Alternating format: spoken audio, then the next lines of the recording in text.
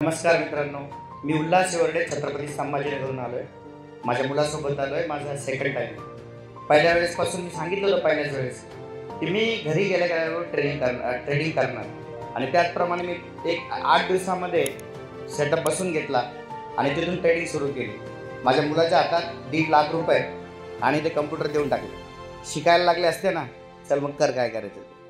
त्यांनी बऱ्याच वेळेस म्हणजे मला तर असं वाटत होतं की एक 2-3 दिवसाला तो सरांशी कॉन्टॅक्ट करत होता आणि सर त्याच्याशी बोलत होते. सरने आत्ताच पाठीमाग्याचा उच्चार केला. तर मित्रांनो, आता हे झालं माझ्याबद्दल, पण तुमच्यासाठी सगळ्यांसाठी सांगतोय, कारण माझी सेकंड टाईम आहे. आपला कुणाचाही ₹1 वाया गेलेला नाही. कारण की मागच्या 7 ते 8 हप्त्यापासून प्रत्येक महिन्याला ₹3,500 ते ₹4,000 2 लाखाच्या पाठीमागं आम्ही काढतो. कारण की आम्ही घाबरतो आणि थोडंसं लवकर काढून घेतो म्हणून. अदरवाईज ते 2 लाखावरती ₹25,000 कुठे गेलेच नाही.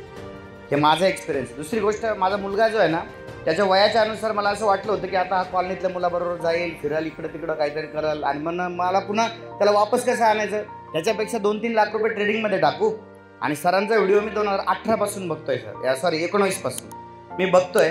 तर त्याचं वय जसं झालं त्याप्रमाणे त्याला इथं आणलं. याच्यावर तो सिव्हिल इंजिनियर पण होतोय.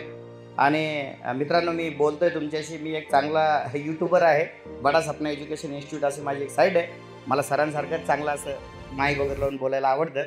दुसरी गोष्ट अशी की आपलं कोणाचं असं होऊ नये मित्रांनो की घरी गेल्यावर आपल्याला सगळ्यांना सेटअप लावायचा आहे. कोणत्याही परिस्थितीत सेटअप लावायचा आहे. आता 1 लाख गेलेत ना, अजून 25,000ने काही फरक पडत नाही. सेटअप लावल्याशिवाय आपण त्या नादाला लागणार नाही. तर मग काय व्हायचं माहिती आहे का? शेवटचं वाक्य, गणपतवाणी विडी पिताना नुसतीच चावे काढी आणि म्हणे या जागेवरती बांधली मी माडी, कधीच माडी बांधलं. धन्यवाद.